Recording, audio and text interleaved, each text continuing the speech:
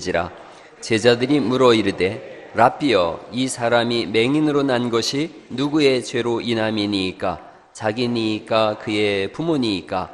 예수께서 대답하시되 이 사람이나 그 부모의 죄로 인한 것이 아니라 그에게서 하나님이 하시는 일을 나타내고자 하심이라. 때가 아직 낮음에 나를 보내신 이의 일을 우리가 하여야 하리라. 밤이 오리니 그때는 아무도 일할 수 없느니라. 내가 세상에 있는 동안에는 세상의 빛이로라. 이 말씀을 하시고 땅에 침을 뱉어 진흙을 이겨 그의 눈에 바르시고 이르시되 실로암 못에 가서 씻으라 하시니, 실로암은 번역하면 보냄을 받았다는 뜻이라. 이에 가서 씻고 밝은 눈으로 왔더라. 아멘. 방에 박수 올려드립니다. 할렐루야. 명절들 잘 보내고 오셨지요?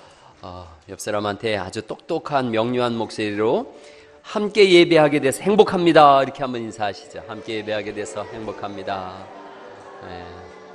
그런 말 들으면은 와우 감사합니다, 또 그렇게 인사하면 되죠. 한 번 더 인사하시죠. 와우 감사합니다. 네, 잘 오셨습니다. 잘 오셨어요. 저도 설 명절에 서울 다녀왔는데 가서 형님 네 분 뵙고 또 친척들 뵙고 하니까 얼마나 행복하고 좋았는지 몰라요. 근데 성경을 보면 하나님이 우리를 찾아오셨다라고 말씀하고 있습니다. 하나님이 우리를 찾아오신 줄 믿습니다. 아브라함을 하나님이 찾아오십니다. 아브라함을 하나님 찾아오시는데 어떤 때 찾아오시느냐 하면 사도행전 7장 2절에 이런 말씀이 있습니다. 같이 한번 읽어보실까요? 시작.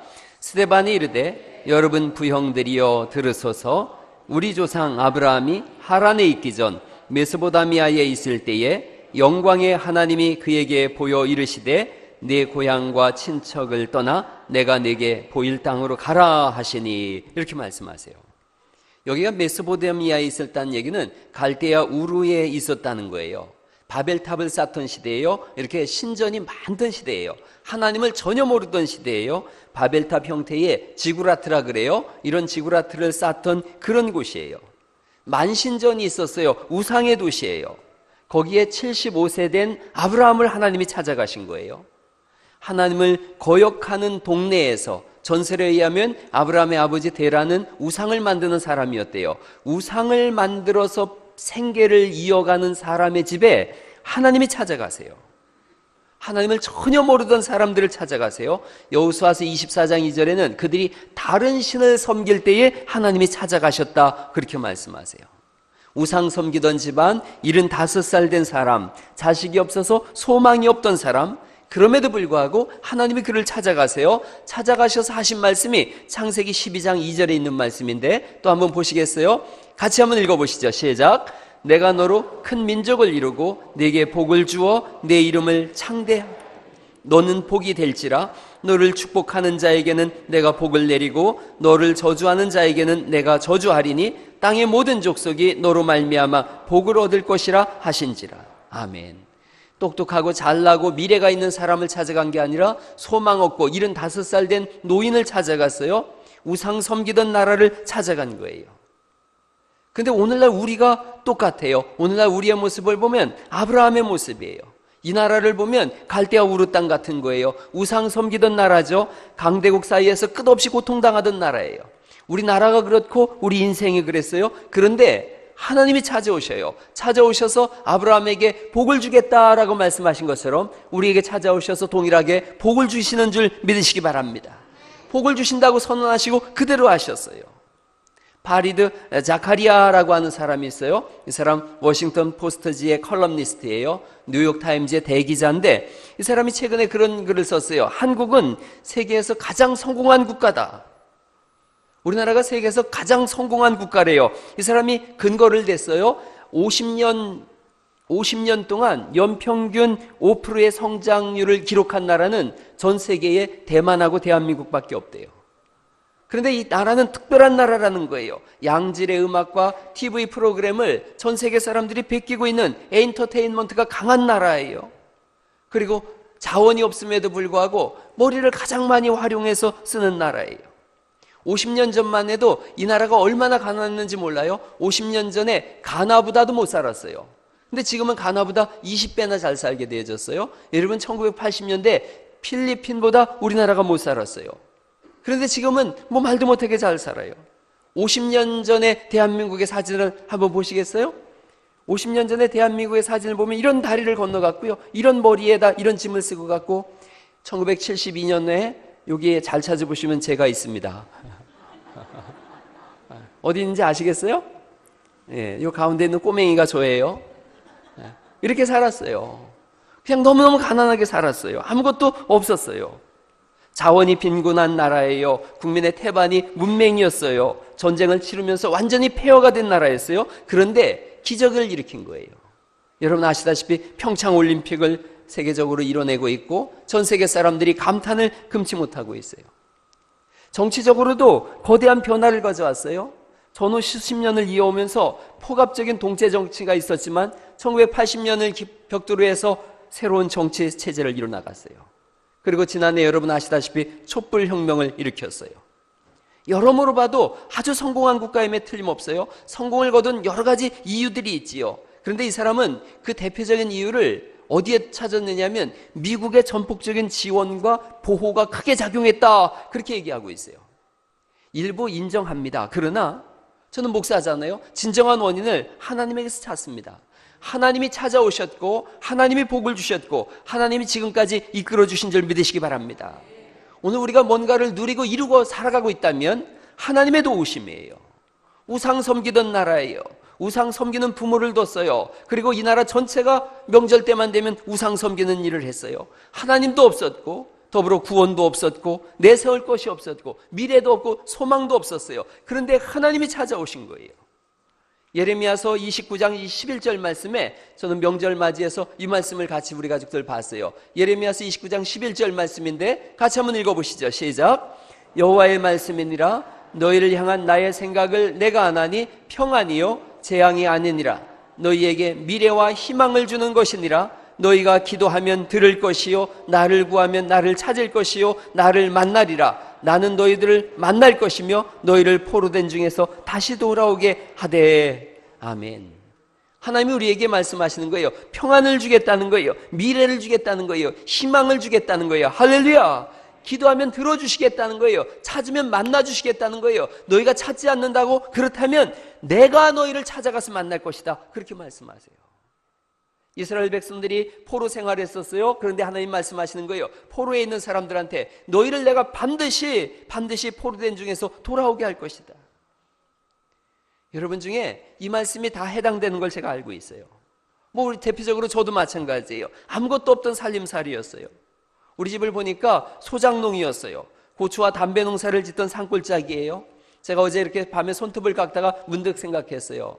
20년 전에 우리 어머니 손톱을 깎아드리면서 제가 우리 어머니한테 그런 말씀을 드렸어요. 엄마 나 어릴 때는 엄마 손톱 깎는 걸 한 번도 본 적이 없어. 왜냐하면 늘 일을 하다 보니까 손톱이 닳아서 깎을 이유가 없었던 거예요. 그 정도로 어려웠어요.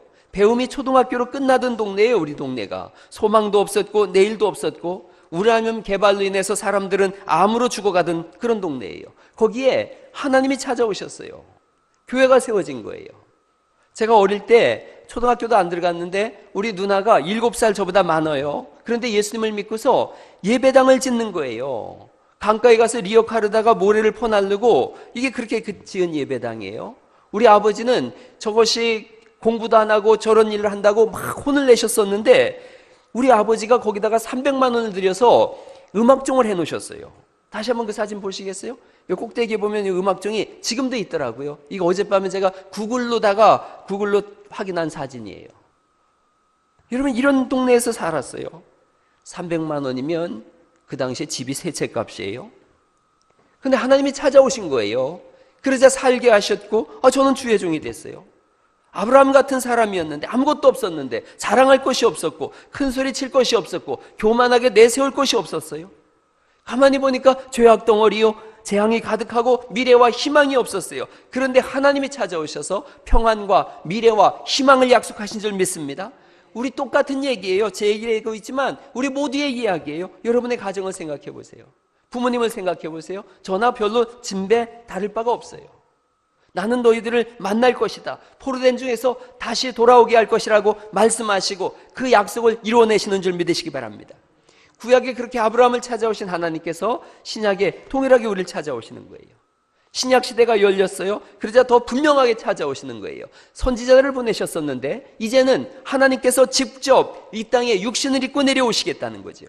우리와 같은 사람이 되어셔서 우리를 찾아오셨어요. 그것을 한번 따라해 보세요. 성육신. 육신을 입고 이 땅에 오신 거예요. 그분의 이름이 뭐예요? 예수님이신 줄 믿으시기 바랍니다. 메시아 되시는 예수님이세요. 자기 백성을 저희의 죄에서 건져내시려고, 구원하시려고 이 땅에 오셨습니다. 누굴 찾아오셨는가? 죄인을 찾아오셨어요. 가난한 자, 병든 자, 부족한 자, 버림받은 자, 연약한 자, 하나님과 원수된 자, 절망한 자, 자살하려는 자, 내일이 없는 자, 저주받은 자, 이런 사람들을 찾아오신 거예요. 구원하시기 위해서 찾아오셨어요. 찾아오신 예수님에 대해서 요한복음 1장이 이렇게 말씀하고 있습니다. 태초에 말씀이 계시니라. 이 말씀이 하나님과 함께 계셨으니, 이 말씀은 누구라는 거예요? 하나님이세요. 그분이 말씀이 육신이 되어 우리 가운데 거하심에 우리가 그의 영광을 보니 아버지의 영광, 독생자의 영광이요 은혜와 진리가 충만하더라. 그분이 우리를 찾아오신 줄 믿으시기 바랍니다. 하나님이 찾아오신 거예요. 하나님이 이 땅에 찾아오셨어요. 손가락질 받던 삭개오를 찾아가기도 하고, 남편을 5이나 뒀다고 하는 사마리아 여자를 찾아가기도 하고, 그리고 오늘 본문을 보시면 9장 1절을 다시 보실까요? 요한복음 9장 1절 말씀을 보시면 한 목소리로 다시 한번 읽어보시죠. 시작. 예수께서 길을 가실 때에 날 때부터 맹인된 사람을 보신지라. 누구를 찾아오셨느냐? 날 때부터 맹인된 사람을 찾아오셨어요. 날 때부터 맹인된 사람, 한 번도 이 세상의 아름다움을 본 적이 없는 사람, 부모의 얼굴을 본 적도 없고 사람의 얼굴을 본 적도 없는, 하나님을 알지 못하는 그 사람을 찾아왔어요. 이 사람은 어떤 사람이냐면 9장 2절에 보면 제자들이 물어 이르되 랍비여, 이 사람이 맹인으로 난 것이 누구의 죄로 인함이니까? 자기니까? 그의 부모니까? 이 사람은 태어날 때부터 사람들이 뭐라 그랬냐면 저거 죄악 덩어리가 태어났어. 자기 부모 죄 때문인지 아니면 저놈 죄 때문인지 모르지만 맹인으로 태어난 것은, 저 장애를 가진 것은 죄 때문이야. 저 저주받은 인생이야. 버림받은 사람이라고, 저주받은 인생이라고 손가락질 당하면서 사는 거예요. 그러니 부모가 어느 정도 크자 버렸어요. 왜냐하면 그를 데리고 있으면 자기 죄 때문에 저 아이가 저렇게 태어났다라고 욕을 먹으니까 버린 거예요. 손가락질 당하는 인생이었어요. 자포자기한 인생이지요. 그를 만왕의 왕이요 만중에 많은 영원한 왕이신 예수님께서 찾아오신 줄 믿으시기 바랍니다. 찾아오셔서 그를 만나시는 거예요. 그리고 그에게 이런 말씀을 하세요. 3절 말씀이 참 중요하니까 같이 한번 읽어보시죠. 시작. 예수께서 대답하시되 이 사람이나 그 부모의 죄로 인한 것이 아니라 그에게서 하나님이 하시는 일을 나타내고자 하심이라. 이렇게 말씀하세요. 뭐 때문에 이가 태어났다고요? 하나님이 하시는 일을 나타내고자 이가 태어났다는 거예요. 버림받은 사람이라고 생각했는데요, 나는 저주받은 인생이라고 생각했어요. 앞을 보지 못하는 인생, 구걸하는 인생, 부모도 외면하고 사람들도 손가락질하는 인생인데, 자포자기한 인생인데 예수님께서 오셔서 말씀하시는 거예요. 너는 하나님의 일을 나타내려고 이 땅에 태어났다. 여러분, 이 사람의 인생 전체에 대전환이 오는 거예요. 자기 인식에 새로운 국면을 맞이하는 거예요. 뭐 어려운 말로 코페르니쿠스적 대전환이라 그래요. 인생 전체에 변화가 온 거예요. 우리를 지으신 하나님께서 이 사람에게 직접 말씀하시는 거예요. 너는 하나님의 영광을 위하여 이 땅에 태어났다는 거죠. 오늘 여러분에게 이 말씀이 들려질 수 있기를 간절히 바랍니다. 우리에게 주님이 말씀하시는 거예요. 너 왜 태어났는지 아느냐? 하나님의 일을 위하여 태어났다. 우리의 삶에는 목적이 있는 줄 믿으시기 바랍니다. 이렇게 한번 읽어보시죠. 나는 하나님의 영광을 위하여 삽니다. 시작.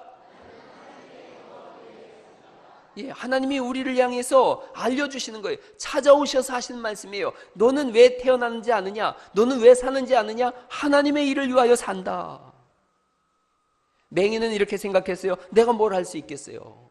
날 때부터 앞이 보이지 않는걸요? 나는 매일 구걸하는 인생인걸요? 부모 형제도 외면하고 사람들이 손가락질하는데요, 오늘 얻어먹고 내일 얻어먹지 못하면 어느 골짜기에선가 살다가 죽을 거예요. 그런데 내가 하나님의 일을 나타내기 위해요 이 땅에 태어났다고요? 내가 하나님의 사람이라고요? 하나님의 영광을 위해서 내가 산다고요? 이 사람 인생의 전체적인 변화가 오는 거예요. 여러분 기억하세요. 옆 사람한테 알려주시죠. 당신은 하나님의 사람입니다. 이게 중요한 거예요.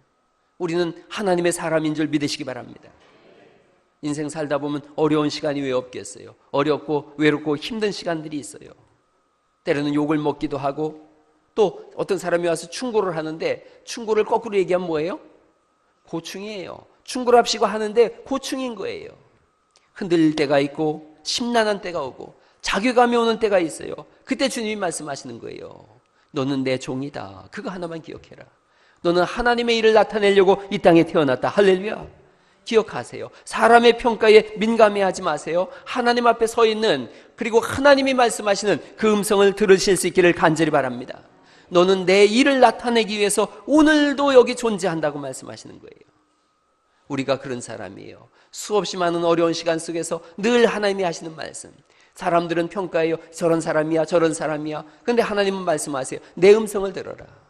맹인이라고, 저주받은 인생이라고, 다손가락질한다고? 아니야. 넌 그걸 거절해라. 너는 내 일을 나타내기 위해서 이 땅에 태어난 거야. 오늘 우리에게 그렇게 말씀하시는 줄 믿습니다. 이상한 방법을 이 맹인에게 취하시죠. 9장 6절을 보시면 이 말씀을 하시고 땅에 침을 뱉어 진흙을 이겨 그의 눈에 바르시고, 7절 말씀을 읽어보실까요? 시작. 이르시되 실로암 못에 가서 씻으라 하시니, 실로암은 번역하면 보냄을 받았다는 뜻이라. 이에 가서 씻고 밝은 눈으로 왔더라. 이렇게 말씀하세요. 여러분, 실로암이란 뜻은 보냄을 받았다 이런 뜻이에요. 이 연못이에요. 실로암 연못이에요. 보냄을 받았다 하는 뜻이에요. 보냄을 받은 사람이란 말이 뭐냐? 그게 대사예요. 그리고 보냄을 받은 사람, 그게 사도예요. 사명을 받고 보냄을 받는 사람, 그게 실로암이에요. 이 사람 사명자가 돼버린 거예요. 맹인이었는데, 저주받은 인생이었는데 예수님을 만나자 갑자기 사명자로 바뀌어진 거예요. 내가 보냄을 받는 사람이구나. 내가 하나님의 일을 위하여 보냄을 받은 사람이구나. 실로암 못까지 갈 때에 사람들이 얼마나 보고 웃었겠어요. 저 신기한 놈 간다. 이상한 놈 간다. 아니, 눈에다가 그래서 진흙덩어리를 묻혀가고 가는 그런 인생이 어디가 있어요? 주님이 그런데 침을 뱉어서 진흙을 개서 그의 눈에 바를 때에 이 사람 얼마나 이상한 마음 들었을까요? 아니, 더럽게 말이야. 침으로다가 해가지고 이렇게, 뭐 맹인 눈은 눈도 아니야? 거기다 흙을 받들러? 별 생각이 다 들었겠지요. 그런데 이 사람 지금 나는 지금 보냄을 받았어. 실로암을 가는 거예요. 사람들이 그 뒤를 따라갔겠지요. 뭔 일이 일어날까 궁금하잖아요. 안 따라가겠어요? 안 따라갈 사람 손 들어봐요. 난 따라갈 거예요. 뭔 일이 있을까? 비틀비틀거리면서 가는데 사람들은 뒤에서 막 왁자지껄하고 웃기도 하고 별의별 얘기를 다 하면서 갔을 거예요. 뭔 일이 일어날까? 무슨 일이 일어날까? 저 사람 뭐 어떻게 될까? 갔어요. 눈을 씻었어요. 그러자 보게 된 줄 믿으시기 바랍니다. 하나님께서 흙으로 사람을 지으셨어요. 아마 이 사람은 태어날 때부터 맹인이면 신학자들은 그렇게 얘기를 해요. 눈동자가 없었을 거라는 거예요. 눈에 각막이 없었을 거라는 거예요. 흙으로 사람을 지으신 하나님께서 똑같은 창조의 역사를 이 사람 눈에 한 거예요. 지금 눈을 만들어 주신 거예요. 그리고 보냄을 받았어요. 사명을 가지고 갔어요. 사명을 완수하는 순간 그의 눈이 밝히 보여져서 하나님 나라를 바라보게 된 줄 믿으시기 바랍니다. 하나님의 일을 나타낸 거예요. 여기서 멈추질 않습니다. 이 사람이 9장 11절 말씀을 보시면 9장 11절, 10절을 제가 읽을 테니까 11절을 여러분이 읽어주세요. 그들이 묻되 그러면 내 눈이 어떻게 떠졌느냐? 대답하되 예수라 하는 그 사람이 진흙을 이겨 내 눈에 바르고 나더러 실로암에 가서 씻으라 하기에 가서 씻었더니 보게 되었노라. 이렇게 예수님을 증언해요. 예수님을 본 적도 없는 사람인데 예수님을 증언하고 있어요. 그리고 30절 말씀을 보실까요? 30절 31절을 제가 읽어볼게요. 그 사람이 대답하되 이르되 이상하다. 이 사람이 내 눈을 뜨게 하였으되 당신들은 그가 어디서 왔는지 알지 못하는도다. 하나님이 죄인의 말을 듣지 아니하시고 경건하여 그의 뜻대로 행하는 자의 말을 들으시는 줄을 우리가 아나이다. 이 사람이 바리새인들과 그 당대에 뛰어난 사람들 앞에서 자기의 눈 뜬 것을 보고하면서 내가 눈을 뜨게 떴다면 나면서부터 맹인된 내 눈을 뜨게 하신 분은 하나님이 아니 계셨느냐, 하나님이 아니겠느냐, 이걸 고백하고 있는 거예요. 그분은 하나님으로부터 오신 분이다 선포하고 있는 거지요. 예수님이 그를 찾아오셨어요. 사명을 주셨어요. 사명을 완수하자 그가 이제 거꾸로 예수님을 증거하기 시작합니다. 그리고 9장 38절에 예수님을 만나자 믿음을 고백합니다. 38절 말씀 같이 한번 읽어보시죠. 시작. 이르되 주여 내가 믿나이다 하고 절하는지라. 오늘 이 시간에 예수님을 만나서 인생의 전환이 일어나고 예수님을 만나고 예수님을 믿는 은혜가 있기를 간절히 축원합니다. 내가 주를 믿나이다. 주여 내가 믿나이다. 한번 해보세요. 주여 내가 믿나이다. 시작. 주여 내가 믿나이다. 아멘. 여러분, 이 고백으로 평생을 살아가시기를 간절히 축원합니다. 예수님을 만난 사람은 이 고백이 안 나올 수가 없어요. 예수님을 안 만났으니까 이 고백이 못 나오는 거지요. 예수님 만난 사람은 누구나 말할 수 있습니다. 주여 내가 믿나이다. 할렐루야. 한번 다시 한번 고백해보죠. 주여 내가 믿나이다. 예, 믿음을 고백합니다. 이 맹인을 만난 예수님께서, 아브라함을 만나신 하나님께서 이 땅에 왜 오셨는지를 예수님이 비로소 말씀하시는데, 그 말씀이 39절 말씀부터 보시면, 예수께서 이르시되 내가 심판하러 이 세상에 왔으니 보지 못하는 자들은 어떻게 한다는 거예요? 보게 하고 보는 자들은 맹인이 되게 하려 함이라 하시니, 그리고 40절 말씀 읽어보실까요? 시작. 바리새인 중에 예수와 함께 있던 자들이 이 말씀을 듣고 이르되 우리도 맹인인가? 41절. 예수께서 이르시되 너희가 맹인이 되었더라면 죄가 없으려니와 본다고 하니 너희 죄가 그대로 있느니라. 이렇게 말씀하세요. 왜 이 땅에 오셨는지를 예수님이 말씀하시는 거예요. 못 본다고 내가 보게 하기 위해서 오겠다는 거예요. 죄인이라고 의인 되게 하기 위해서 오셨다는 거예요. 지금도 예수님은 우리를 찾아오세요. 누구를 찾아오시는가? 아담 같은 사람, 아브라함 같은 사람, 사마리아 여인 같은 사람, 맹인 같은 사람. 여러분, 디도서 3장에 보면 예수님이 어떤 사람을 찾아오시는지를 이렇게 말씀하고 있어요. 디도서 3장 3절 말씀에 우리도 전에는, 같이 그 다음 읽어보죠. 시작. 어리석은 자요, 순종하지 아니하는 자요, 속은 자요, 여러 가지 정욕과 행락의 종노릇한 자요, 악독과 투기를 일삼은 자요, 가증스러운 자요, 피차 미워하는 자였다. 이게 우리의 모습이에요. 여러분, 이 말씀 다시 한번 그대로 틀어놔 보세요. 어리석은 자, 순종하지 않은 자, 속은 자, 정욕과 행락의 종노릇한 자, 악독과 투기를 일삼는 자, 가증스러운 자, 피차 미워하는 자. 여기에 안 속했던 사람 손 들어보세요. 아유, 유일하게 한 사람이 애기니까 손 들은 거예요. 지금 여러분이 다 여기에 속했던 사람이에요. 다 여기에 속했던 사람이에요. 에베소서 2장 1절 말씀 보면 우리의 현주소, 우리가 어떤 사람인지를 이렇게 말씀하세요.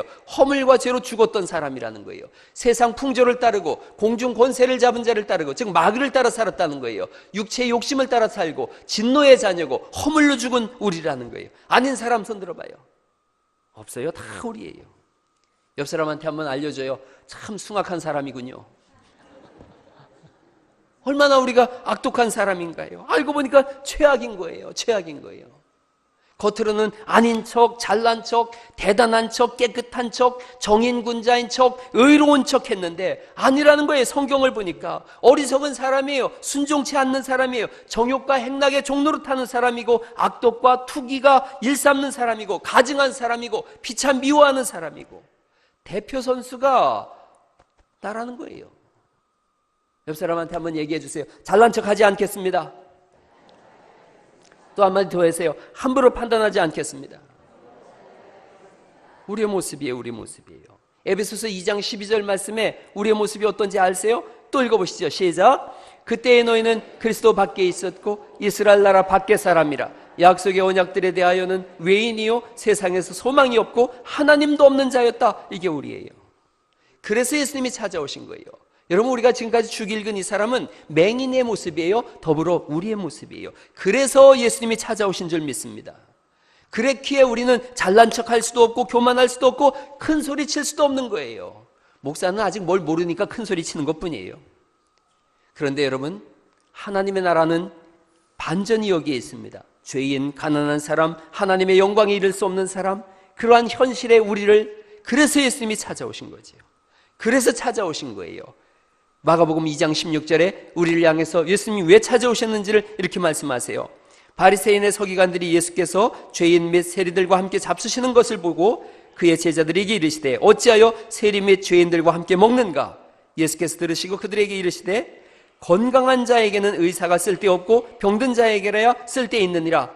그 다음 한번 노란 글씨 읽어볼까요? 시작. 나는 의인을 부르러 온 것이 아니요 죄인을 부르러 왔노라 하시니라. 아멘. 우리는 죄인이요 병든 자요 세리라는 거예요. 예수님이 필요한 사람이에요. 그래서 예수님이 찾아오신 거예요. 버림받은 자, 소망 없는 자, 죄인. 여기에 한 사람도 걸리지 않는 사람이 없어요. 잘난 구석이 없다는 얘기를 하는 거예요. 성경이 우리 보고 못남을 통해서 찾아오신 줄 믿으시기 바랍니다. 나의 못남을 아시고 찾아오신 거예요. 그래서 사도 바울이 그렇게 고백하는 거예요. 예수님을 만났어요.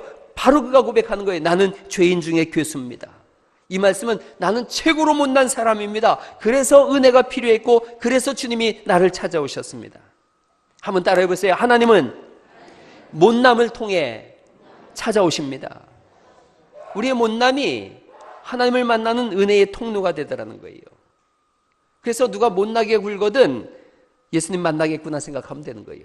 잘난 척하거든 아직 멀었구나 하면 되는 거죠. 누가복음 15장에 보면 잃은 양을 찾는 목자의 비유가 나와요. 15장 4절에 너희 중에 어떤 사람이 양 100마리가 있는데 그 중에 하나를 잃으면 99마리를 들에 두고 잃은 것을 찾아내기까지 찾아다니지 아니하겠느냐 이렇게 말씀하세요.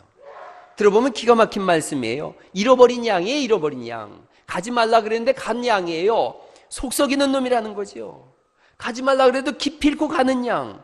그런데 목자가 아유 저 잘 갔어 이렇지 않더라는 거죠. 끝까지 찾을 때까지 찾아내는 거예요. 찾아내자 어떻게 하시는지 아세요? 어깨에 메고 즐거워했다. 즐거워 어깨에 맸다는 거예요. 우리 같으면 어떻게 해요? 찾아내서 이놈의 자식 손 들고 서 있어 그러죠. 그게 아니라는 거예요. 아니라는 거예요. 어깨에 메고 즐거워한다는 거예요. 또 와서 잔치를 베푼다는 거예요. 우리 한국의 어머니들이 이걸 조금 배웠으면 좋겠어요. 성경에서 한번 배워보세요. 제가 길을 가는데 아이가 그 신호등에서 까불다가 저쪽으로 갔어요. 신호가 안 바뀌었는데 막 중간쯤 갔어요. 그때 엄마가 막 끌고 와가지고 애를 막 패면서 이 썩을 놈의 새끼 하면서 막 욕을 하는데 애는 또 죽는다고 울고 사람들 많은 데서 막 패고 욕을 하고 막 그러는 거예요. 아이는 악을 쓰고. 서양의 엄마들 같으면 어떻게 하느냐면 첫 마디가 괜찮다예요. 괜찮다.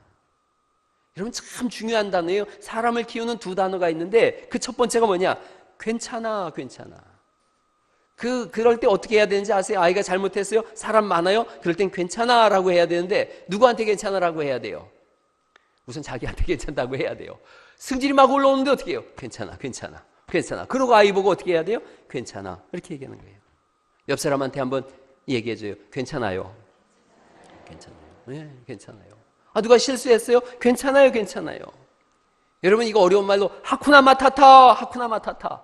그 라이온 킹 보셨어요? 하쿠나 마타타. 괜찮아, 괜찮아, 괜찮아. 하쿠나 마타타 하는 거예요. 영어로 뭐예요? That's okay, that's okay, no problem. 괜찮아, 걱정 말아요. 다 잘 될 거예요. 힘든 일이 생기면 외치는 거예요. 하쿠나 마타타 하면 시작. 만화 영화 안 보셨어요? 우리 아이들은 라이온 킹 안 봤어요? 다시 한번 하쿠나 마타타. 그럼요. 이거 뭔 말인지 잘 몰라도 괜찮아요. 저도 몰라요. 그냥 만화 영화 보는데 하쿠나 마타타 노래를 막 부르더라고요. 괜찮다는 거예요. 괜찮아. 괜찮아. 잘 될 거야. 노래도 있더만요. 유행가. 괜찮아. 잘 될 거야.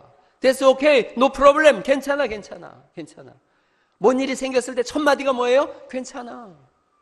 여러분 이 맹인 사람들이 너 저주받았다 그럴 때 예수님 첫 마디가 뭐였겠어요? 여기 본문에는 안 나와 있지만 괜찮아. 넌 하나님의 일을 위해 태어난 거야. 괜찮아.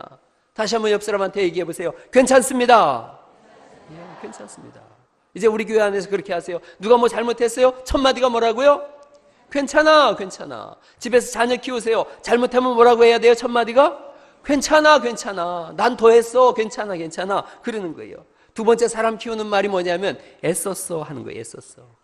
애썼어. 수고했다고 얘기해 주는 거예요. 응원해 주는 거예요. 격려해 주는 거예요. 애썼어. good job. 영어로 good job이에요. good job. 잘했어. 괜찮아. 애썼어. 애썼어. 한번 옆 사람한테 또 얘기해 보세요.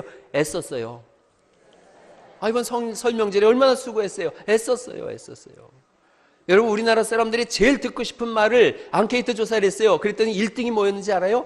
애썼다라고 말해달라는 거예요. 애썼다. 얼마나 얘기를 안 해주면 그럴까요? 애썼다. 제가 그 북한 사람들이 응원하는 걸 이렇게 들어봤어요. 요즘 평창올림픽에 뭐라고 응원하는지 여러분 아세요? 장하다, 장하다, 우리 선수 장하다 이렇게 얘기를 하더라고요. 이 얘기를 듣고서 얼마나 좋았는지 몰라요.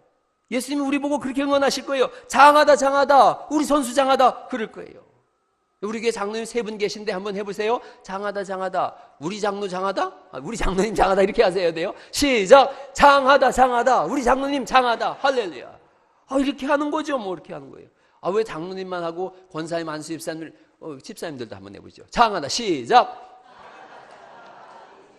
아이고, 북한 가서 좀 배워가지고 해야 되겠지. 북한은 좀 단기 연수를 보내든가. 크게 한번 해보죠. 시작. 장하다 장하다 우리 집사님 장하다. 그럼요.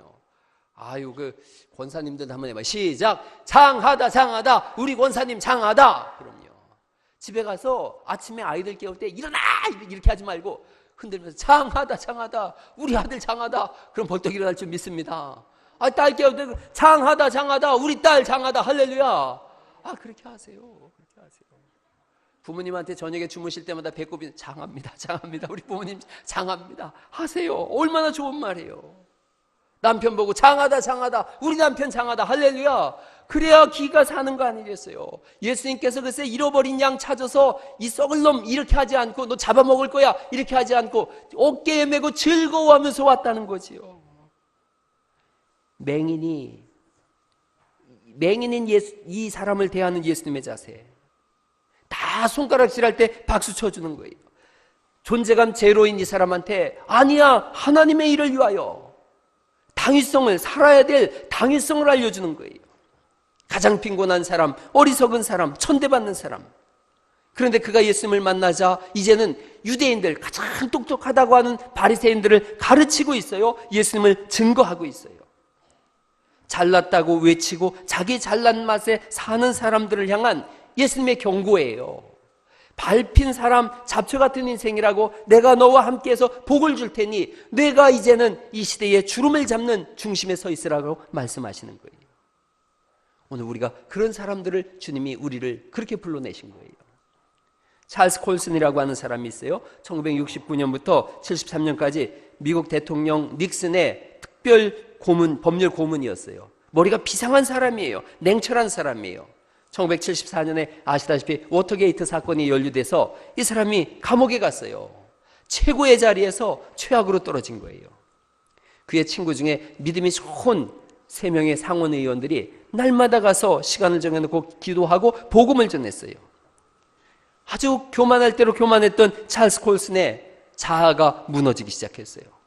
하나님의 사랑에 대해서 들었어요. 마음을 열고 복음을 받아들였어요. 그래서 이 사람 인생이 완전히 바뀌었어요. 동료 죄수들을 위해서 기도해요.